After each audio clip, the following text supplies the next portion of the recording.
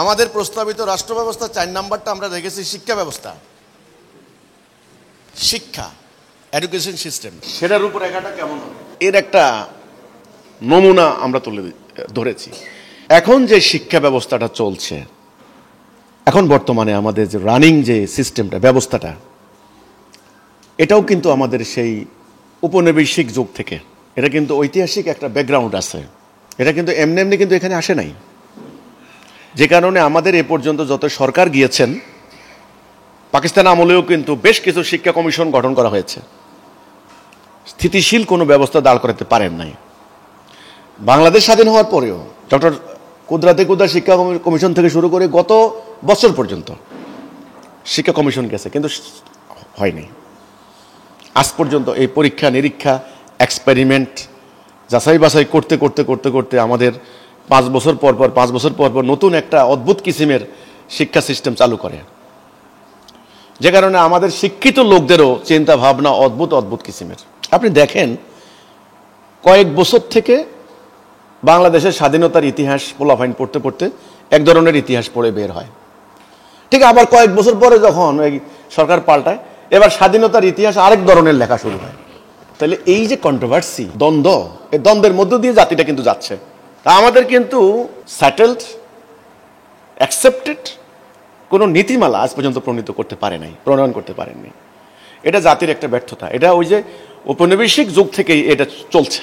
ব্রিটিশরা যখন আমাদেরকে, ইউরোপিয়ানরা যখন সামরিক শক্তি বলে প্রধানত করলো, আমরা যেন কোনোদিন মাথা উঁচু করে দাঁড়াইতে না পারি, তারা সেই বন্দোবস্ত করেছে, চিরস্থায়ী বন্দোবস্ত।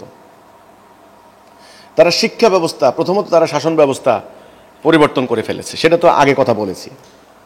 আল্লাহ দেওয়া বিধান বাদ দিয়ে তারা নিজেদের তৈরি করা জাহিলি ব্যবস্থা চালু করে দিয়েছে।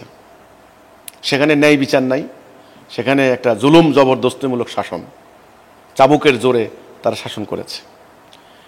যে কারণে ভারতবর্ষে অনেক যুদ্ধ হয়েছে, সশস্ত্র যুদ্ধ, নিরস্ত্র যুদ্ধ, বহু স্বাধীনতা সংগ্রামী হিন্দু, মুসলমান, খ্রিস্টান বহু জীবন দিয়েছে। হিন্দু মুসলমান বেশি, খ্রিস্টান কম, খুব একটা বেশি না। এই ভারতবর্ষের স্বাধীনতার জন্য ব্রিটিশের বিরুদ্ধে লড়াইয়ে কিন্তু জীবন দিয়েছে।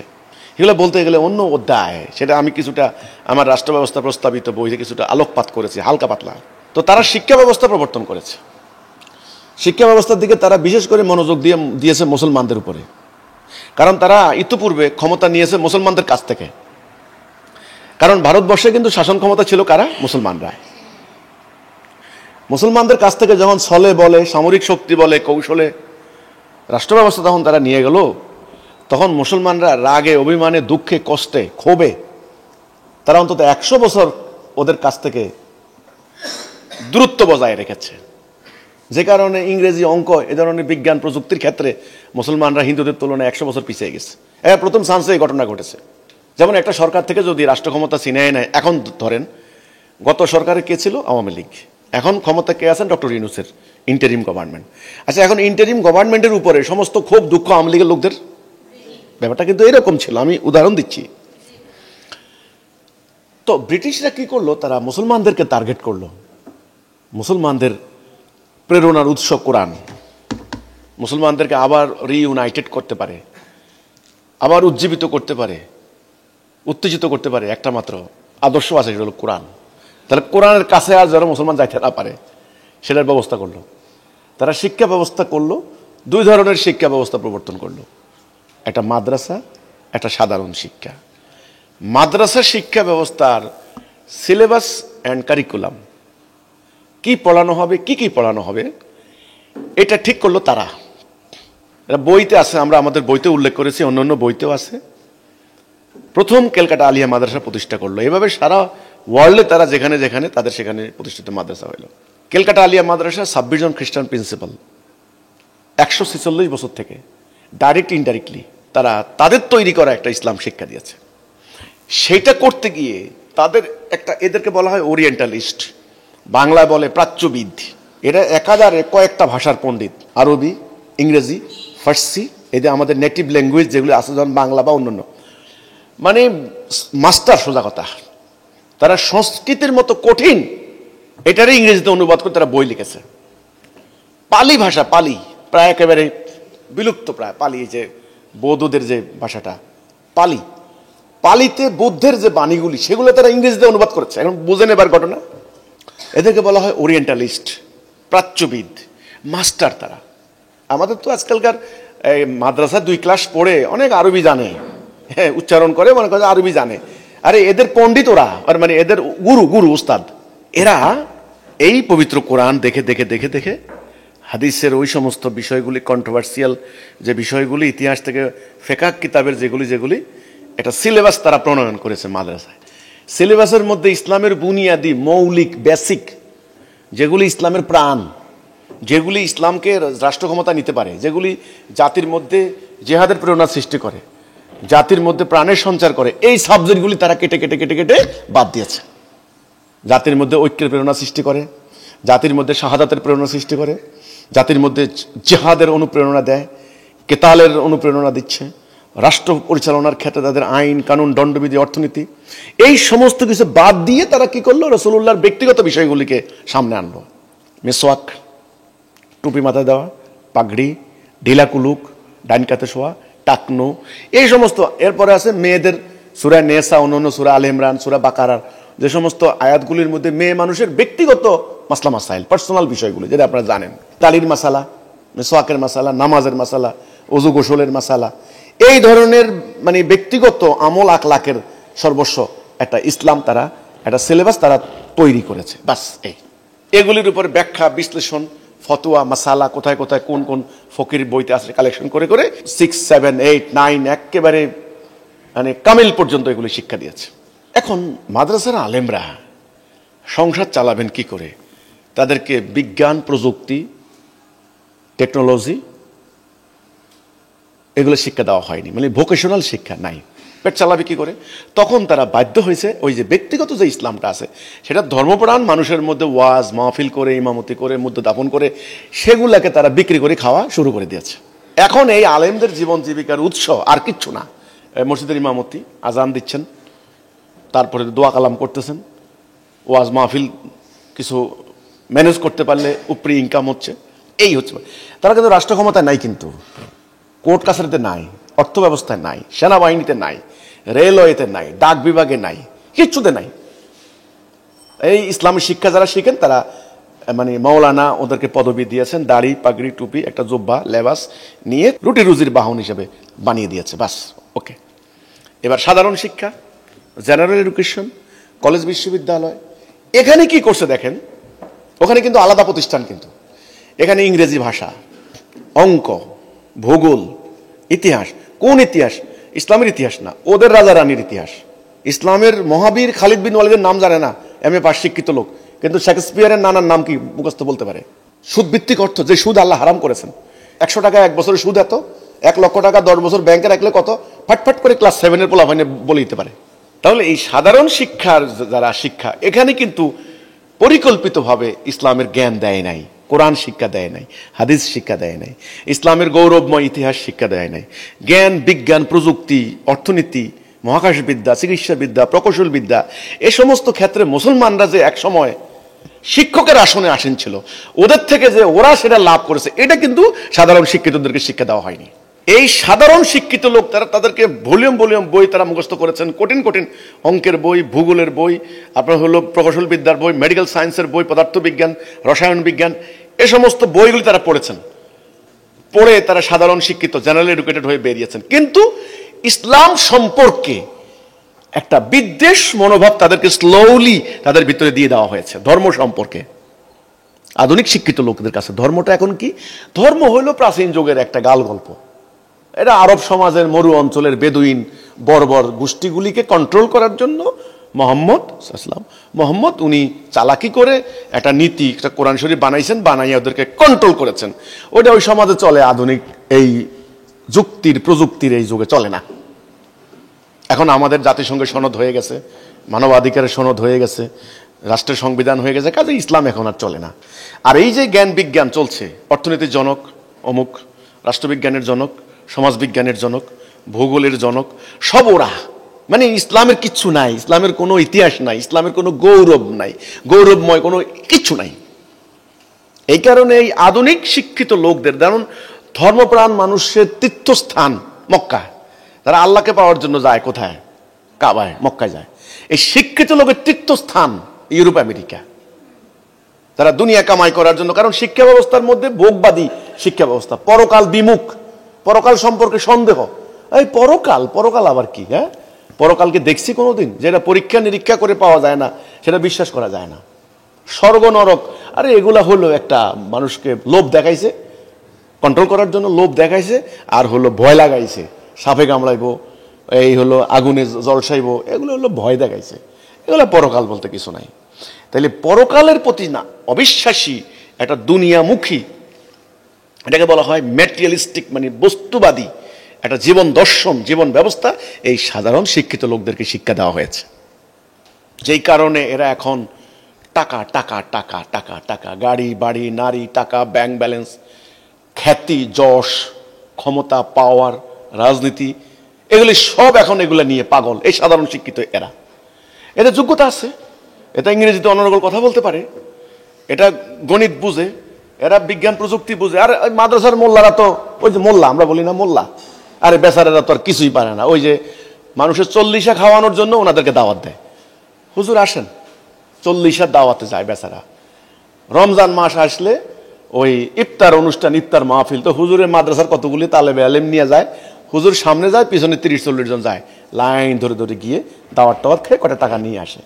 এই হচ্ছে এদের জীবন। কেউ মারা গেলে তার জানাজা পড়ায়, কেউ বিয়ে শাদী হইলে কবুল কবুল কবুল 3 বার পড়ানোর জন্য হুজুরকে ডাকে, কেউ গরু একটা জবাই করতে আনলে হুজুরকে দিয়ে গরু জবাই করে 2000 টাকা দিয়ে দেয়, বা শেষ, বা 200 টাকা দিয়ে দেয়। এই হচ্ছে হুজুরের কারবার। কিন্তু এক সময় ইসলামের যারা শিক্ষা গ্রহণ করেছে, কোরআনের যারা ধারক ছিল, তারা রাষ্ট্র পরিচালনা করেছে, তারা দুনিয়া পরিচালনা করছে, সেনাবাহিনীর কমান্ডার ছিল, তারা বিচার বিভাগের জাস্টিস ছিল, তারা ট্যাক্স বিভাগ চালাইছে, তারা পরিবহন বিভাগ, আমদানি রপ্তানি, বাণিজ্য বিভাগ, ইকোনমিক সিস্টেম, শাসন বিভাগ, সব চালাইছে এরা। এটা তো আর তাদের কাছে শিক্ষা দেওয়া হয়নি। এখন আমাদের মাদ্রাসা এডুকেশনের মধ্যে ভয়ঙ্কর একটা দিক হচ্ছে, এরা টুকরো টুকরো হয়ে গেছে। এদের নাম দিয়েছে স্কুল অফ থট, চিন্তাধারার স্কুল। যেমন কওমি মাদ্রাসা, এটা একটা, এটা হলো ওই ভারতের দেওবন্দে তখন সিপাহী বিদ্রোহে মুসলমানরা হেরে গেল 1857 সালে। আর ঠিক তখন এই 8 বছর পরে ভারতের সাহারানপুরে এই মাদ্রাসা একটা মক্তব হইল।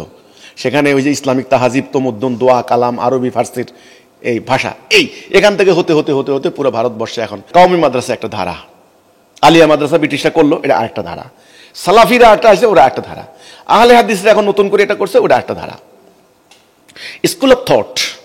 ফলে মুসলমানদের মধ্যে ইসলামের চিন্তাধারার ক্ষেত্রে নানান ধরনের বিভক্তি এসে গেছে।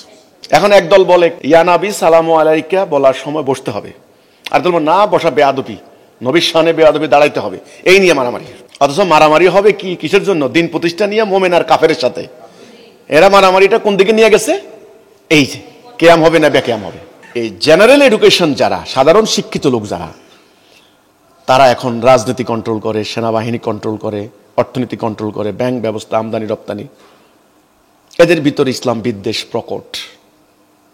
এরা আর ইসলামকে রাষ্ট্রীয়ভাবে দেখতে চায় না, এদের কাছে সেই ইসলামটা নাই। যখনই আপনি ইসলামের কথা বলতে যান, তখন তারা বলে কি, ভাই ধর্মের প্রসঙ্গ আলাপ করেন না, হ্যাঁ, I am not interested about it, এটা নিয়ে কথা বলেন না প্লিজ, এটা আমি বুঝি না, ওটা হুজুররা জানে, এগুলো হুজুরদের ব্যাপার, আমাদের আলোচনা করেন না, হ্যাঁ, ধর্ম নিয়ে কথা বলতে রাজি নেই আমি। আবার কেউ কেউ যাদের বিদ্বেষ বেশি বলে কি, আরে ভাই ধর্মের কথা বলতে আসছেন, আরে আপনাদের তো Omar was killed, Osman was killed, আরে রসুল্লাহ জামাই আর ওনার বউ মারামারি করিয়া 10,000 সাহাবি মারা গেছে, কিসের কথা কইতে আসেন ভাই ধর্ম, বাদ দেন এগুলো নিয়ে। এই যে দেখেন, কিন্তু একটা ইসলাম যে একটা মহান সভ্যতা উপহার দিয়েছে, এটা তাকে শিক্ষা দেওয়া, তাকে ওই যে মারামারির এগুলো উঠে এনে তাকে শিক্ষা দিয়ে ইসলাম খারাপ, দেখো কত খারাপ, নিজেরা মারামারি করে। এখনো কিন্তু এই ধারা কিন্তু আছে। এখন এই শিক্ষিত লোকের আরাধ্য বস্তু কি? আধুনিক শিক্ষিত লোকের তথাকথিত আরাধ্য বস্তু হলো পশ্চিমাদের সবকিছু, ওদের ভালো, ওদের অর্থনীতি ভালো, ওদের রাজনীতি ভালো, ওদের দেশে সফর করে আসে, বান্দরের মতো ওদেরকে অনুসরণ করে। ওরা কিভাবে ট্রাফিক সিস্টেম নিয়ন্ত্রণ করে, এখানে এসে অ্যাডাপ্ট করে। ওরা কিভাবে শিক্ষা ব্যবস্থা, কোথায় সুইজারল্যান্ডে, ফিনল্যান্ডে, এখানে এসে শিক্ষা ব্যবস্থা, নিজেদের কিছু নাই। কিন্তু সবচেয়ে মারাত্মক হচ্ছে, এরা যখন নীতি নৈতিকতাহীন হয়েছে, আল্লাহর কাছে জবাবদিহিতার ভয়ে চলে গেছে, ধর্ম নাই আর, এরা সাংঘাতিক দুর্নীতিবাজ, পিশাচ, হাজার হাজার কোটি টাকা পাচার করে দিচ্ছে, তাদের হৃদয়ে এতটুকু দংশন করে না। তারা জোকের মতো শোষণ করে টাকা নিয়ে যাচ্ছে, জাল সার্টিফিকেট দিচ্ছে, খাদ্যে ভেজাল মিশাচ্ছে। এই শিক্ষিত লোক, বিশ্ববিদ্যালয়ের প্রফেসররা অবিসন্দর্ভ মানে হলো থিসিস নকল করছে, হাইকোর্টের জাজ নকল করছে।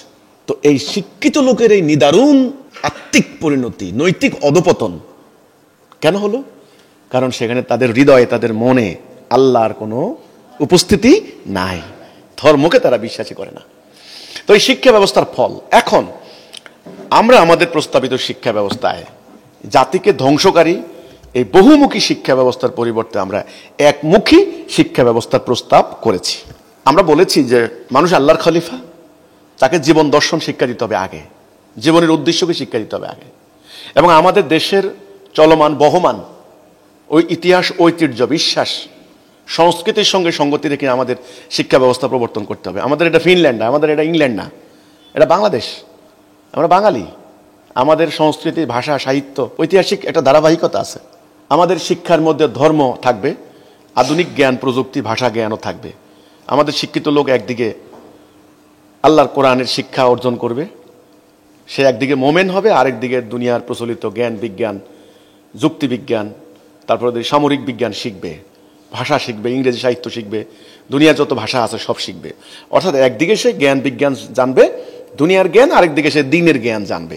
দুইয়ের সমন্বয়ে একদিকে সে দেশপ্রেমিক হবে, মানবতাবাদী হবে, মোমেন হবে, তাকওয়ার মানদণ্ডে উত্তীর্ণ আল্লাহর প্রিয় বান্দা হবে। আরেকদিকে সে আধুনিক দুনিয়ার সঙ্গে তাল মেলানোর জন্য তাকে জ্ঞান বিজ্ঞান, প্রযুক্তি, ভাষা, অঙ্কশাস্ত্র সকল ক্ষেত্রে সে হবে যোগ্যতা সম্পন্ন।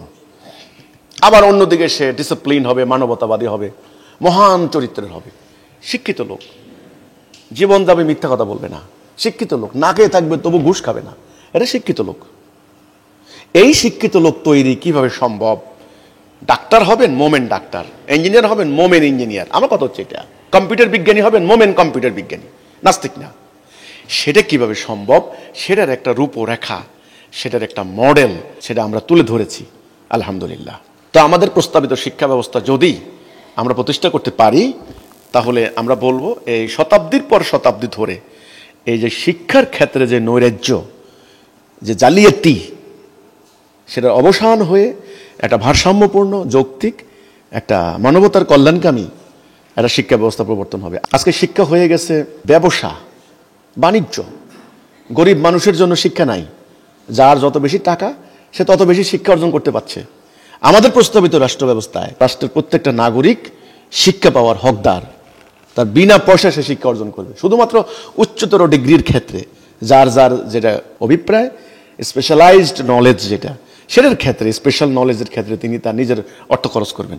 কিন্তু রাষ্ট্র তার বুনিয়াদী লক্ষ্য হাসিল করার জন্য জনগণকে ন্যূনতম শিক্ষায় শিক্ষিত করে তুলবে, যেন এই চলমান বিশ্বে, প্রতিযোগিতার এই বিশ্বে যেন প্রতিযোগিতার সঙ্গে জাতি টিকতে পারে, সামনে এগিয়ে যেতে পারে। সেই শিক্ষা ব্যবস্থা আমরা প্রবর্তন করার জন্য আমরা একটা রূপরেখা আমাদের এই প্রস্তাবিত রাষ্ট্র ব্যবস্থা তুলে ধরেছি। আমি আশা করব যারা শিক্ষিত, যারা অধ্যাপক আছেন, শিক্ষাবিদ আছেন, যারা জ্ঞানী আছেন, প্রকৃত জ্ঞানী, উদার মনের, তারা আমাদের এই বইটিকে স্টাডি করার জন্য আমি অনুরোধ করব। যদি কোনো ভুল ত্রুটি থাকে তা আমাদেরকে মেনশন করুন, আমরা সংশোধন করব। পরবর্তী সংস্করণে আমরা সেটাকে ঠিক করে নেব ইনশাআল্লাহ। আধুনিক তৌহিদ ভিত্তিক রাষ্ট্রের রূপরেখা কি হতে পারে, হিজবুত তৌহিদ পর্যায়ক্রমে আপনাদের সামনে তুলে ধরার চেষ্টা করবে। আল্লাহ হাফেজ, সালামু আলাইকুম।